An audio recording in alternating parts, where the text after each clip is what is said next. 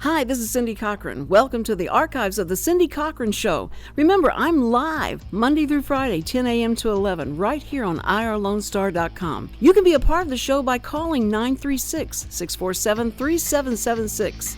Also, please visit my Facebook page, The Cindy Cochran Show. Enjoy!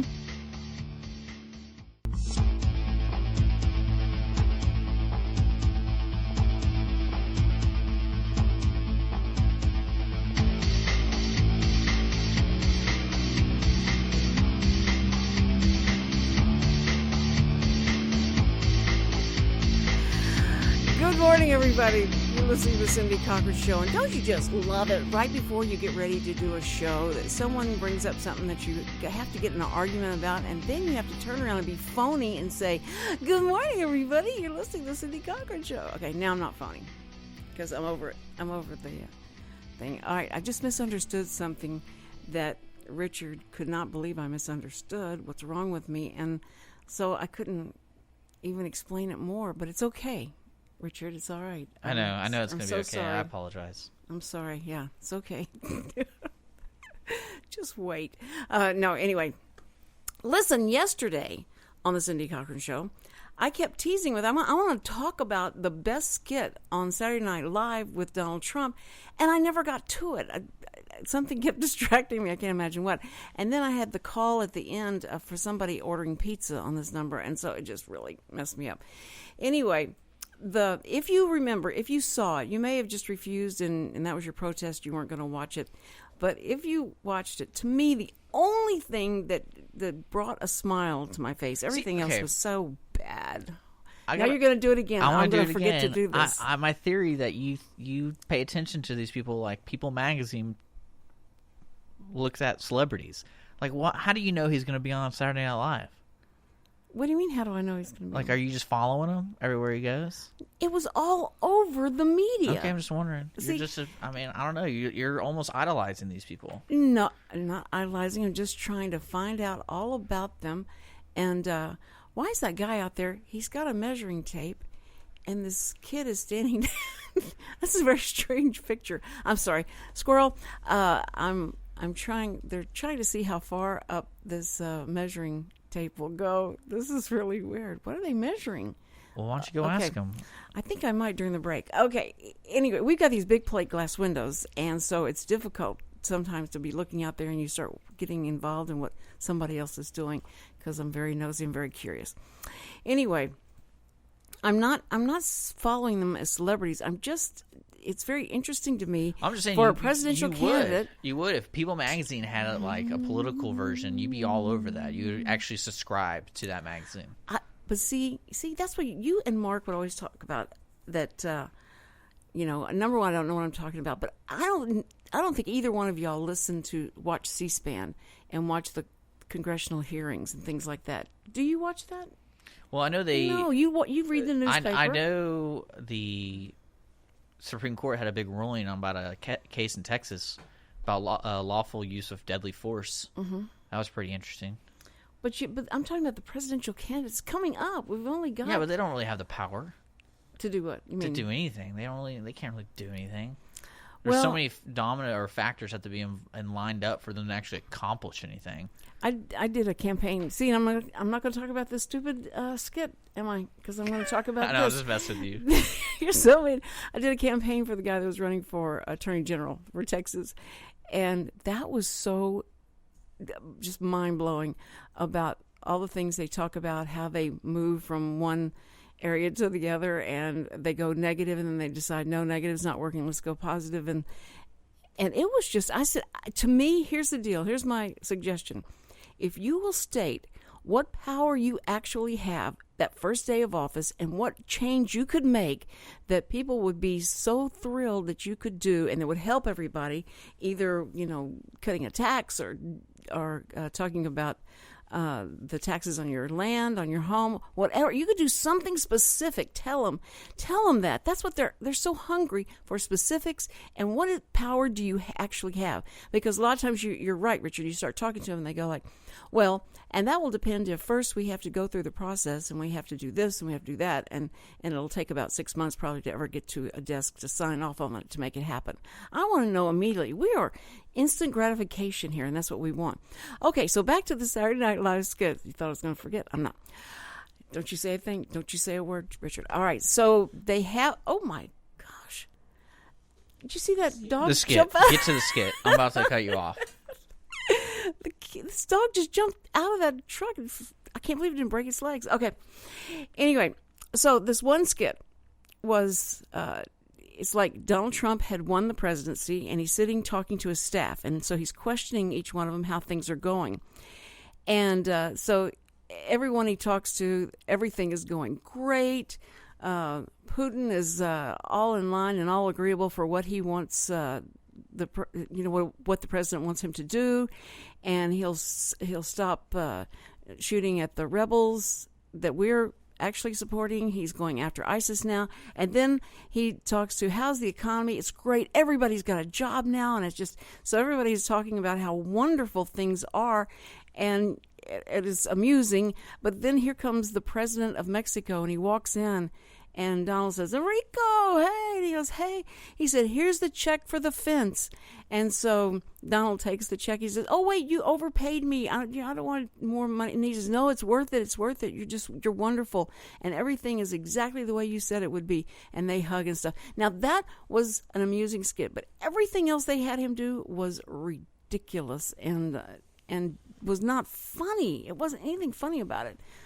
Saturday Night Live just doesn't have the writing it used to have, and they need to spend some more money. But Donald could have afforded good writers, and he should have said, I'll bring my own writers, and that would be a good negotiation with a contract with Is that SNL. because you find all his debates and everything so humorous because his writers are so good? No. Because he's just a joke? It's humor. He's not a joke. We made it sound like he hires writers I said he comedy, could. so... I said if he was going to negotiate something with those guys, he did negotiate them stopping a Ben Carson slam that they were going to do, and he thought that was wrong, and that he thought that people would be, saying he was at fault, that he did it. So anyway, but that was the skit. That was the one. If you disagree with me, or you agree with me, or you thought one of the other ones were actually, did you find humor? Did you laugh? With them? No. If you do, you can Facebook me and tell me which one you liked, you didn't like, or whatever. So there, everybody who did Facebook yesterday saying, we didn't talk about the skit you thought was so funny. So there it is. See, people, Richard, you don't understand. People just wait to find out what I think about it so they'll know how to think about it. So they'll know whether they were right in being laughing or not. Help us all with that right there. Hush. I am so hungry this morning. Tell me something that you would cook, like for a breakfast, the best breakfast you would cook. What would it be, Richard? Just let me know. I'm thinking French toast. That's my favorite. Do you put a lot of powdered sugar on it? It all depends on how thick it is. Oh, thick. Like if you want Texas toast thick? Yes. That's what I'm thinking. Yes, yeah. That's what I'm feeling this morning. And maple syrup over it or jelly on it. What do you put? I do fruit. And then a mixture of fruit like kiwi. We got some blueberries, strawberries, and then let's do some clementines. It'd be kind of nice. That's sounding way too healthy, though. I put syrup on it too. On the side. Just absorbing. No, just absorbing. Where it is just, you can't even tell the syrup's there anymore because it's so absorbed into the bread. And whenever you make it. Yeah, that's, oh man. Okay, my mouth is watering, literally watering. That sounds good. But for breakfast, I can eat spaghetti, I can eat steak, I can eat, anything. Breakfast does not have to be... As long as it comes out of your purse? Yeah. That's what I think. Shut up. See, he's talking about when I go to the show, because I put stuff in my purse to eat at the show. But no, I can eat anything at breakfast. But... like when I travel, I want to have the pancakes and all that stuff. But, man, anything. I can go fix anything. Tamales, Mexican food, it doesn't matter. And breakfast is great. So anyway, I can't wait for not the show to be over, but just in our break, I want to be able to get something to eat. Listen, at 10:15, when we take our break, I'm going to call Denton Florian. And as Richard had mentioned, he's the historian who did this documentary on Sam Houston, and it was amazing documentary, amazing.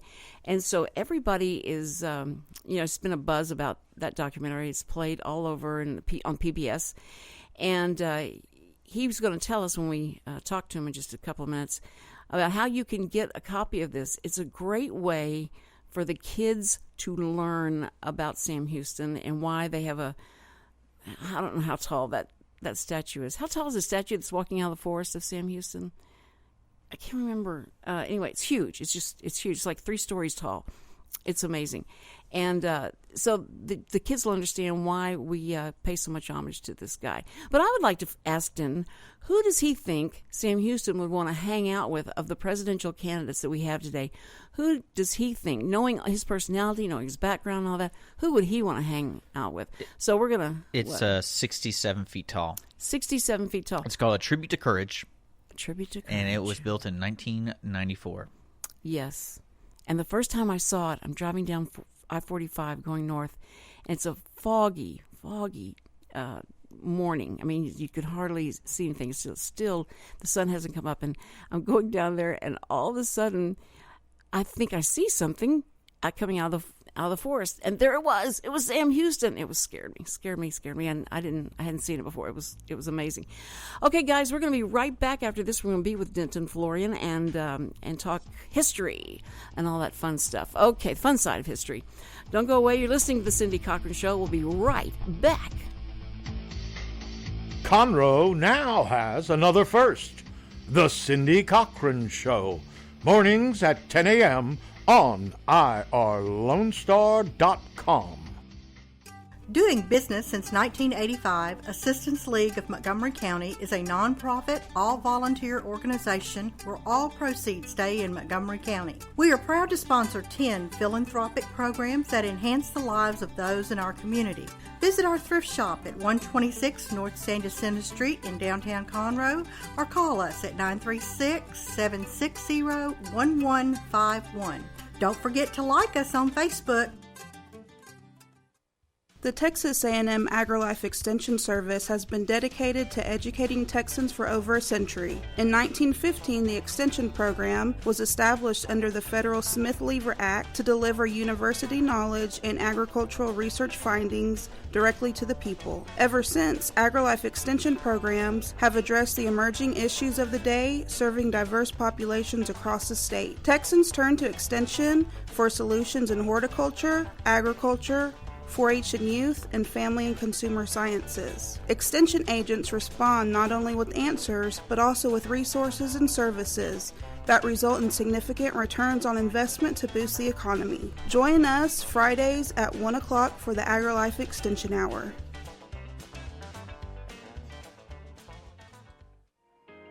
SPCA PetSnap of Montgomery County is a 501c3 all-volunteer-based rescue and adoption organization with a no-kill policy for healthy and adoptable animals. Our goals are fourfold: to rescue and rehabilitate homeless animals, to provide a safe haven for the animals until a suitable adoption or foster care home is found or until they are reunited with their owner, to educate the public about the great need to reduce pet population, which includes the importance of having their pets spayed and neutered, and to further the cause for humane and responsible pet ownership, and to provide a low-cost spay-neuter clinic for people who are unable to afford to spay or neuter their pets otherwise. SPCA PetSnap of Montgomery County encourages you to think adoption first. You can contact us at www.spcaofmc.com. And we're back on the Cindy Cochran Show, and we're so happy for you to be here. You guys can go to Facebook if you want to ask any questions to Denton, because he'll be on the phone, so you won't be able to call in. And if you also miss the show or you have to leave the show, it will be on archives probably within a week. You can look it up and listen to the show or any other show that we have. You can go on SoundCloud.com, YouTube, and irlonestar.com. And so plenty of places where the Cindy Cochran Show will be heard. And you can, of course, binge listen if you want to. That's always a treat. Okay, well, we want to welcome Denton Florian.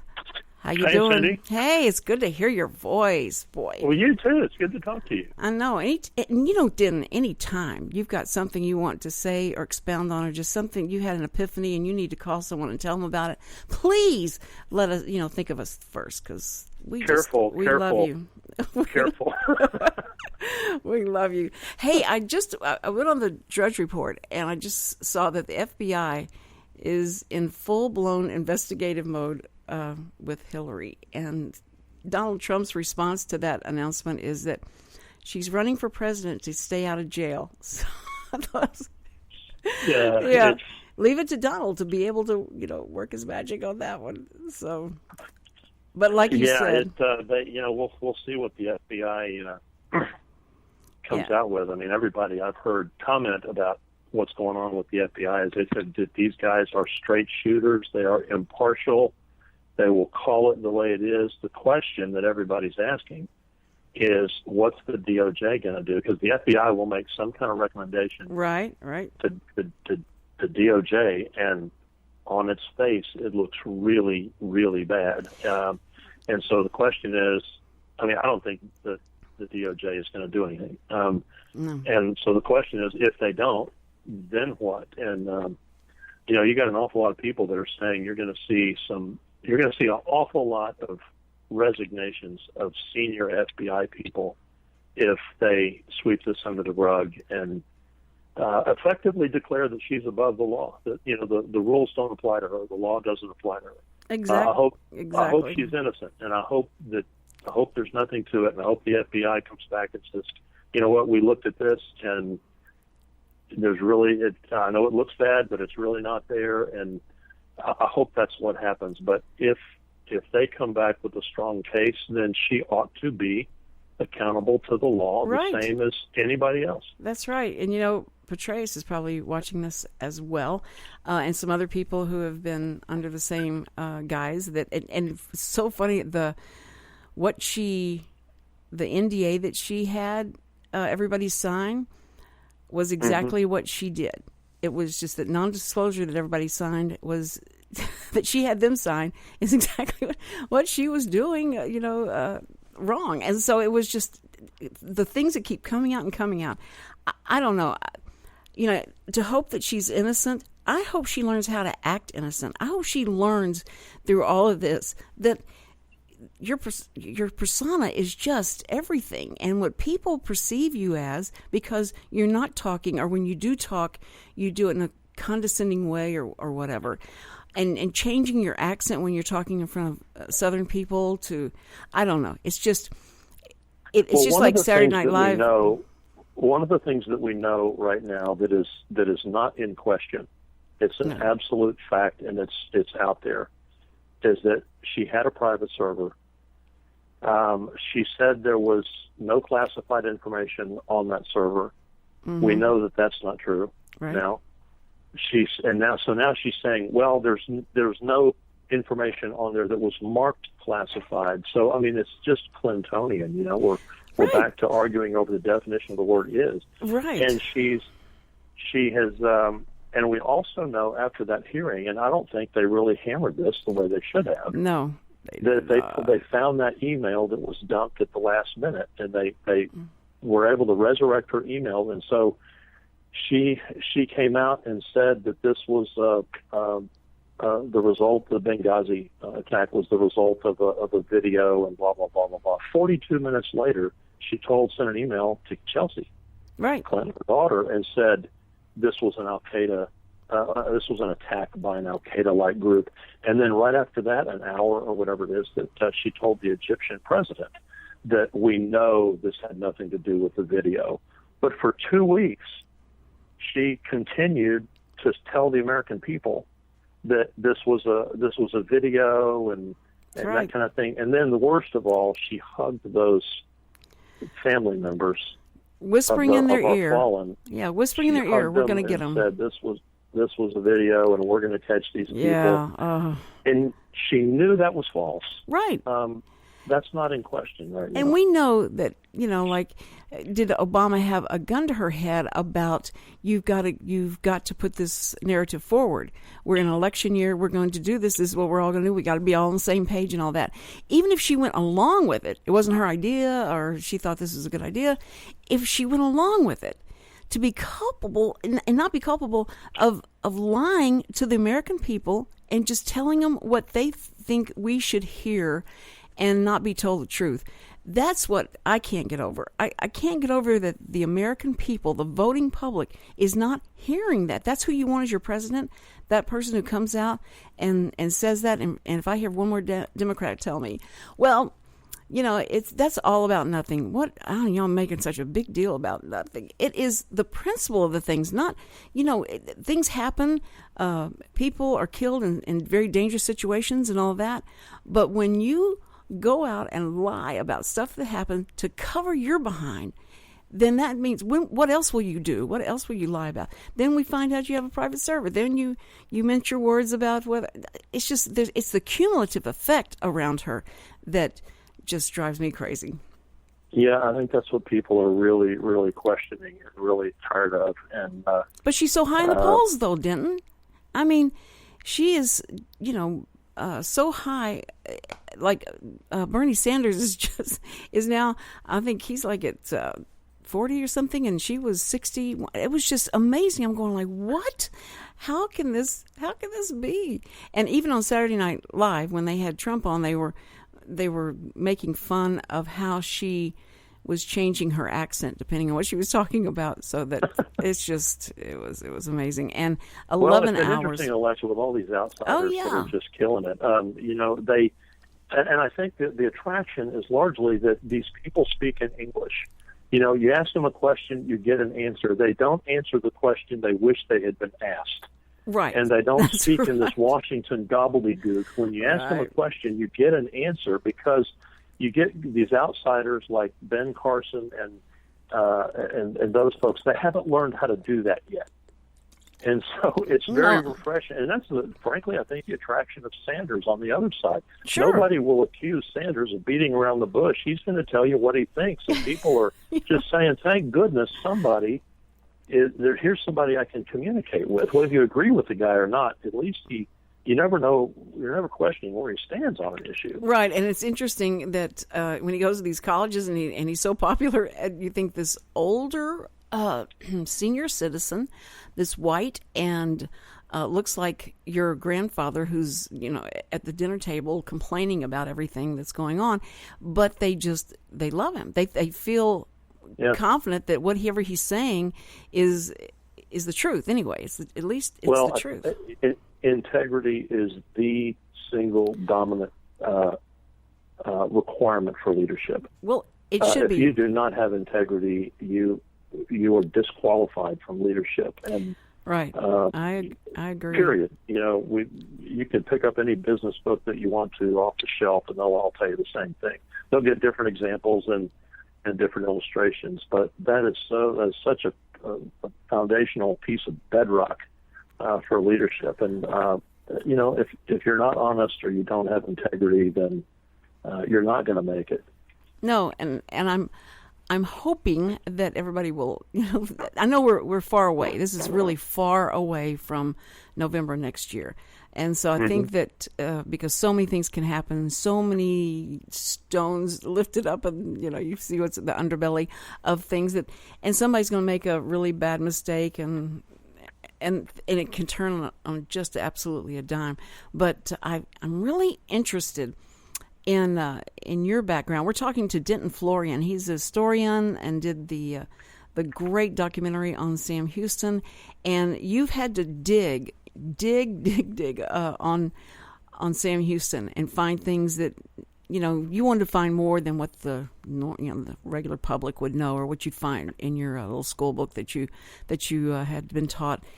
But I love that about you, and I think that's what is going on now. The vetting process and the study and the research that everybody's doing on the candidates should be done. But because you have a sense of his personality and his aspirations, his vision, and all that, I really want to talk to you about, when we come back from this next break, I want to talk to you about how or who you think Sam Houston would have wanted to hang out with and be more close to his personality. We're going to be talking to you, Denton. Hang on. Don't go away. Okay.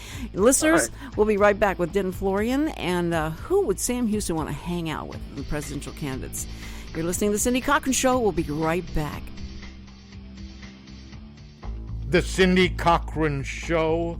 You ain't heard nothing yet.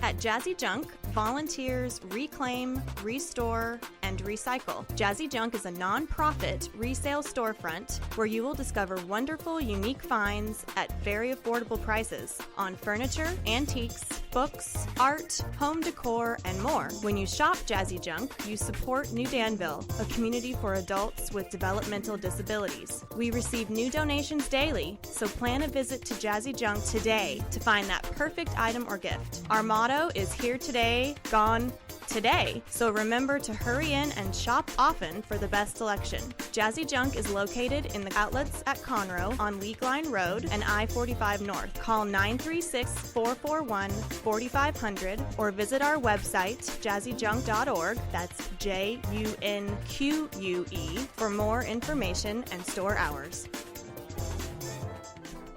Tune in every Sunday night right here on Lone Star Internet Radio for adventure, romance, thrills, chills, and everything vintage radio drama can bring.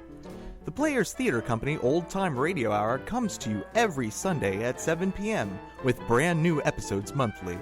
Our productions always feature actors, music, and sound effects performed completely live. And now you can enjoy seeing each new episode performed on stage at the Owen Theater in Conroe. Check out www.irlonestar.com for information about upcoming episodes. Relive the glory days of vintage radio drama right here with the Players Theater Company Old Time Radio Hour on Lone Star Internet Radio.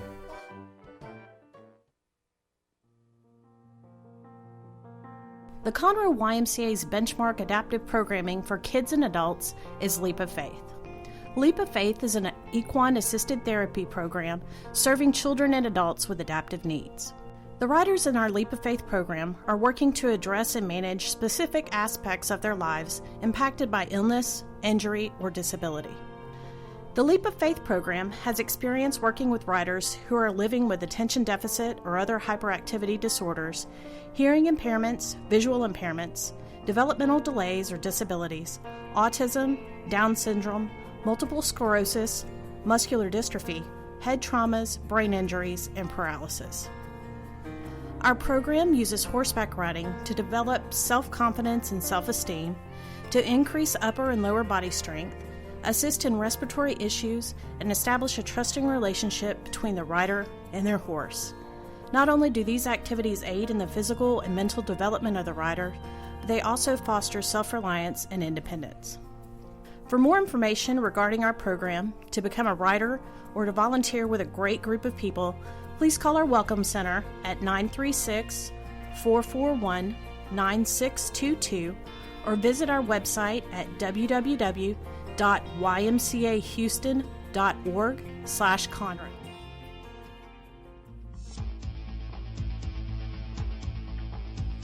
And we're back on the Cindy Cochran Show. Thank you so much for listening. And we got a great guest today, Denton Florian, who is an historian. Oh, you need to make a little rhyme with that. With Sam Houston, and he dug deep for the award-winning documentary that he did. So he's not only a historian, he's also a producer and director for for this the event that he did with Sam Houston, but he has gone around all the country and talking about this, and I'm sure you've been in a lot of schools, right?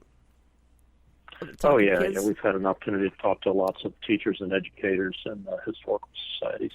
Yeah, and the kids need some way to be able to watch and learn through motion, because that's the best way they learn, is through something that looks like they're watching television. And if they can have fun and learn something at the same time, that's what they need to do. And that's why you should be ordering a copy of Sam Houston, the Statesman. And now, where should they go to find so that they can order a copy of the DVD? Well, thanks. I appreciate that. They can go to samhoustonmovie.com and they can order it straight off the website. They'll ship the same day.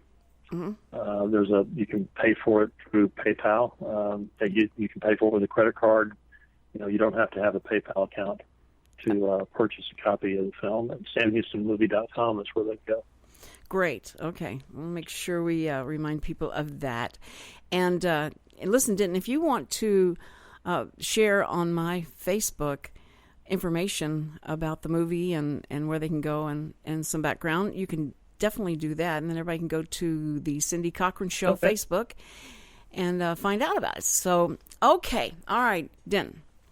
Sam Houston rises from the grave, and he turns on the TV, or someone turns it on for him because he doesn't know what that is up. So, and he looks at the candidates and seeing them debate, seeing the press, seeing all the things about these candidates, that he's going, what is happened to this country? No, but he's looking at the different personalities and all. Who, in your mind, because you're the closest to Sam Houston that we know, you're the closest one to him living that we would know has some insight to his personality and his vision. So who would he want to hang out with, do you think? That's a tough question, total conjecture. But I tell you, I mean, the conservatives and liberals both claim Sam Houston and are both drawn to Houston. So I can tell you some of the things he did, and you can kind of make up your own mind where he falls. But he was passionate about the United States. He was passionate about the Union and our founders and the principles. The idea of the United States was something that was just in his bone marrow. So, he said later during when the Civil War was heating up, secession, the fires of secession were heating up and all that, he said, if this Union has to be dissolved, I hope that its ruins will be the monument of my grave. He said, I don't want any epitaph to ever be written to say that I survived the ruin of this glorious Union. Oh. Well, that doesn't sound like the Occupy Wall Street crowd or the Black Lives Matter crowd. No, it does not. He also was his very first vote in Congress was he voted against a $26,000 expense to add a 2-story portico onto the south front of the White House. He said, we don't need to spend public money on that. So, so he was fiscally conservative that way, But on the other hand, he was the only person on a national stage who was arguing for the Indians and for their rights, trying to get them title to their land, for equal treatment and so on. And if you were an Indian, you were zero. I mean, you were lower than the blacks. I mean, at least the blacks were worth money. A slave was worth $800 or $900 or whatever. And if you were an Indian, you were nothing. And so here's this guy alone who's standing up, arguing for their rights and so on. And so that was a very, very liberal position back then. You would have thought he was just some crazy person back then. So Sam was a very complicated figure, and you peel back the onion skin, and it just gets deeper and deeper and deeper. I'd say he loved the country. He was passionate about the country. He was a very patriotic guy, and he rose to leadership anywhere he found himself. That's just who he was, whether that was in Appalachian Tennessee or the power structure of Washington or Mexican Texas or the Indian Territory.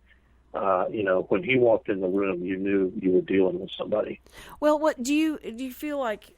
Would you call him bombastic whenever he spoke? Whenever he got in front of a crowd? Oh yeah. So he'd be more like Donald Trump. type of personality? Yeah, I think so. I think that's fair. I mean, he was very provocative. He could hold a crowd in the palm of his hand for 3 or 4 hours at a time, and with no microphone. You know, you can imagine if you're talking to a large crowd, you're going to have to speak up back then. And, right. He had a lethal sense of humor. Mm-hmm. He was very bombastic and outrageous in many ways. Lethal sense of humor. Well, that's what's interesting is this contrast between the top runners for the Republican Party is Ben Carson, who is so soft-spoken and very mild-mannered, up against Trump, who's the diametrically opposing personality. And so I'm just wondering if people would, I think he would respect Ben Carson, but I just wonder if he'd want to go out and have fun with Donald Trump.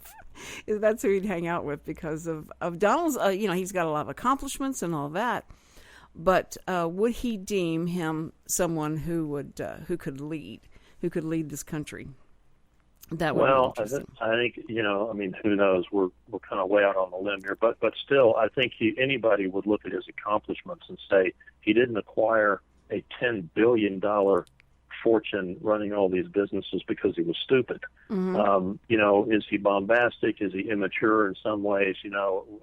Whatever. But the man's not stupid, and he. I take my historian's hat off and just put my personal hat back on. I kind of look at Donald Trump as kind of like I look at George Patton.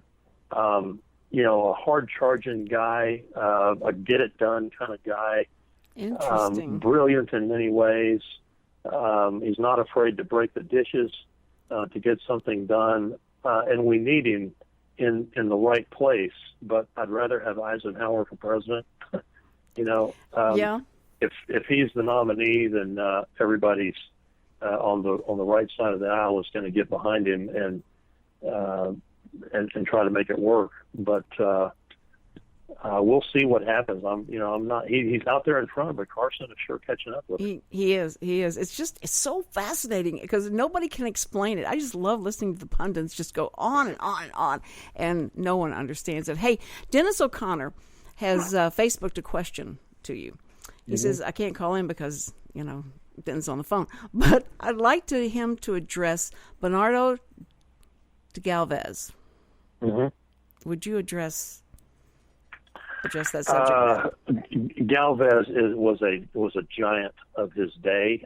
We don't know nearly enough about him. I would defer to Caroline Krim, Dr. Krim, for really detailed expert testimony and about Galvez, because she knows an awful lot about him. But I don't think we could have won the American Revolution without Galvez, because he financed the French Navy. And the French Navy is the one that kind of blockaded the coast of Virginia over there and allowed George Washington to take Yorktown. Galvez also fought the Apaches. He came up from Mexico and crossed the Chihuahuan Desert, crossed the Pecos River, and so he was a leader of men in dire circumstances. He also sent a bunch of supplies up the Mississippi River to George Rogers Clark, who was William Clark's brother of the Lewis and Clark expedition. Right. And Galveston is named after Bernardo de Galvez. I would love to see a major work or some more works done on Galvez, because he's just really, really underappreciated. We ought to know a lot more about him. Well, why can't you do that, then? Why can't you be the one to pick that up and go like, I'm going to run with this? And I would love to do that. I would love to do that. That would be be great. That would be your next project. Would be wonderful to do. But it's interesting that Galveston, that's had of course the worst hurricane ever, and was surprised by it because we didn't have the meteorologist and all that, and they didn't have any way of communicating what was coming. But that, when you go to Galveston and you go see that amazing media show about about the hurricane, and just puts a face on it and faces on it that were there, and the tragedy of it. And then you have, what happened to it recently. It's amazing. They keep coming back. You cannot knock those guys down, because they'll keep coming back and rebuilding, and they're there to stay. And so something needs to be done to show the history of it, because it's got a rich history anyway. And then to talk about the person it was named after as well. Yeah, indeed. Would be great. So thank you, Dennis O'Connor, for asking that question.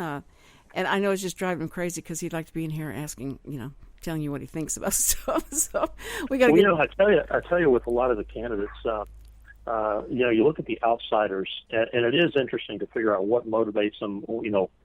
Try to explain somebody like Bush, who has virtual 100% name recognition and all this money, and he's down in single digits, and people are so angry. I think that there's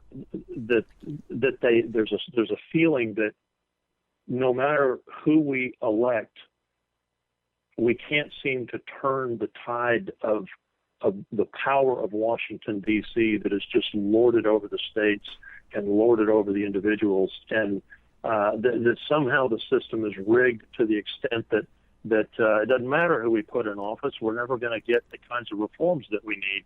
And there's a pretty strong movement out there right now to get some amendments made to the Constitution. Right. And those amendments would come from the states. There are two ways to amend the United States Constitution, but only one of them has ever been used. And the other way, all 27 amendments so far have bubbled up out of the Congress and then gone out to the states, and the states ratify them, and voila, you have an amendment. But the other way is for the state legislatures to, I think 2/3 of the state legislatures call a convention for the purpose of proposing amendments. Mm-hmm. Then that convention takes place, and Washington is cut out of the loop. And the states send their delegates, and whatever they come up with, whether it's balanced budget amendment, which is supported by huge majority of the American people, right. Term limits are supported by a huge majority of the American people. But I don't think there's an iceberg's chance of anything like that coming out of Washington, D.C. But if the states had a convention and the convention proposed those amendments then go back out to the state legislatures. And if 3/4 of the state legislatures approve them, which is 38 states, then that becomes part of the U.S. Constitution, and Congress has nothing to say about it. See, that would just be, that's what people, that's what they're hungry for, listening to who they're choosing to put on top and all, that they would love to know that, hey, we do have some power. If we can get together, we can make this happen. We've got another question from a listener. Your guest's thoughts on the recent Texas Rising miniseries. How close to the truth was it?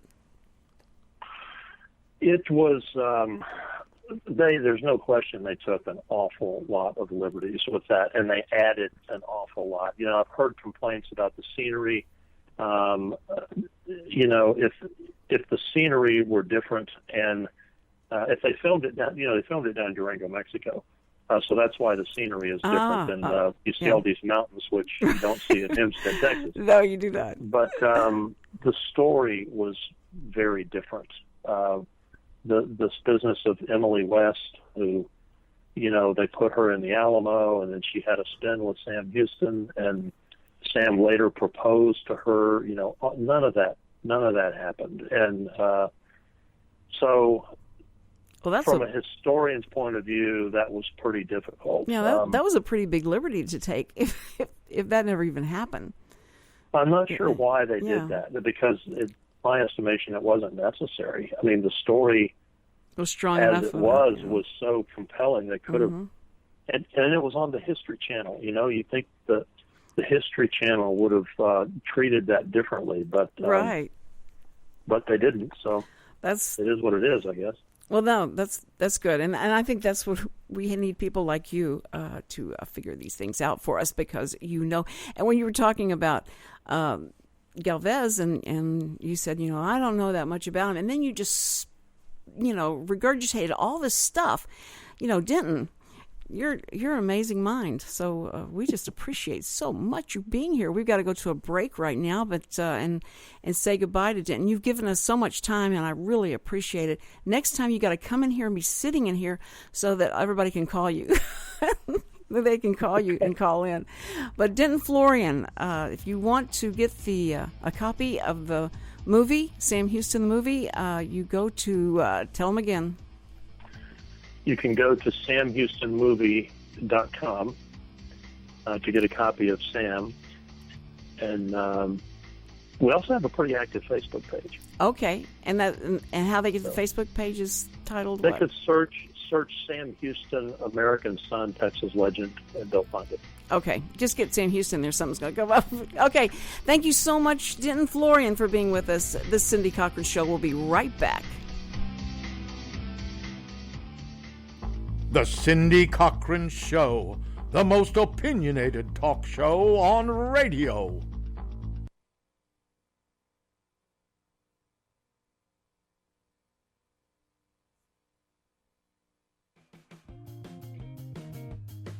This is Holly Price, Events Manager with Children's Cancer Recovery Foundation. The foundation assists children under age 18 and their families who are facing the hardships of a cancer diagnosis. Our mission focuses on improving the mental, social, and emotional well-being of these families while helping to minimize the devastation that cancer can cause. Located in the Woodlands, Texas, we support families who often face financial difficulties through our Helping Hands Fund. The Helping Hands Fund provides emergency bridge payments directly to the utility companies and landlords, ensuring that each child has a warm, safe place to call home while recovering from cancer. For more information, you can contact us directly at 713-389-5544. You can also check out our upcoming events or make a donation by visiting our website at www.childrenscancerrecovery.org.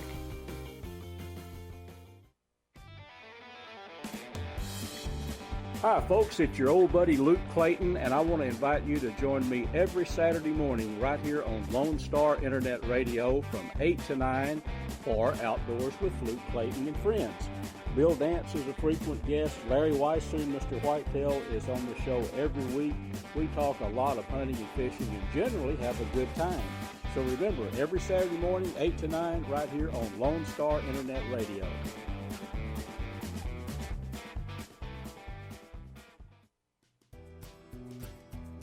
Heaven's Army of Resources and Recreation Center is a 501c3 nonprofit organization featuring a 10,000 square foot building located at 19325 FM 1485 West, New Caney, Texas. At Heaven's Army, we offer over 26 different services free for all ages, from karate, dance, drug and alcohol classes, anger management, parenting, food and clothing pantries, to just name a few. We are supported solely by volunteers and private donations. Our main mission is to glorify God in all that we do. At Heaven's Army, we strive to be a hand up, not a handout. Come check us out at 19325 FM 1485 West, New Caney, Texas, or call for more information at 281-689-5864. You may also learn more about Heaven's Army by visiting our website at heavensarmyofresources.com.